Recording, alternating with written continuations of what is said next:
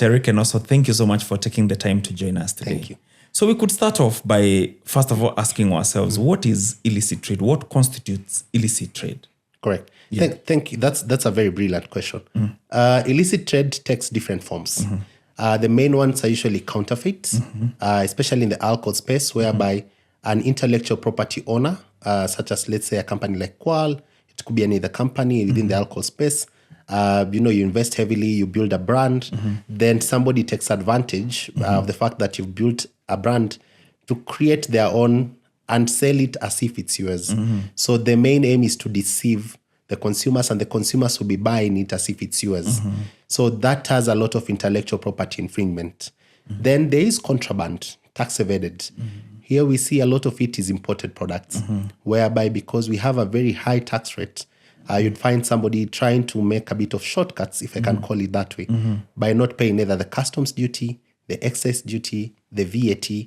The product is legitimate, but what makes it illegitimate, illicit, is the fact that taxes have not been paid on it. Now, there is also another category, we call it substandard products. You find that ourselves, we work very closely with the government and KEBS. For example, last week, there were even technical committee meetings to which we are participating actively. We've defined the Kenyan standard, the East African standard of a product, let's say vodka. But you'd find somebody, because their main intention is to make money, make a quick buck, they will tend to produce their own, but one does not fit the standards. Then the last bit also is illicit artisanal. Now, maybe to be clear, artisanal products are items like you have your muratina, you'll also have your changa, The traditional brews. To which we support. And we always say that traditional brews play a part in our culture, in our history, and it's important for us to have them. Now, what makes it illicit is if you make it for commercial purposes. Because what is usually required is that you can make it if you have your own traditional ceremony. You can be able to quickly just make for the ceremony.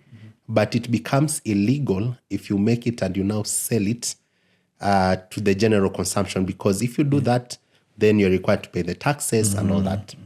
So basically, if you're doing it for your own consumption, that's more or less okay. Yes. But the moment you add the commercial aspect, you are gaining money, you are selling, that makes it illicit. Illicit, yes. Good.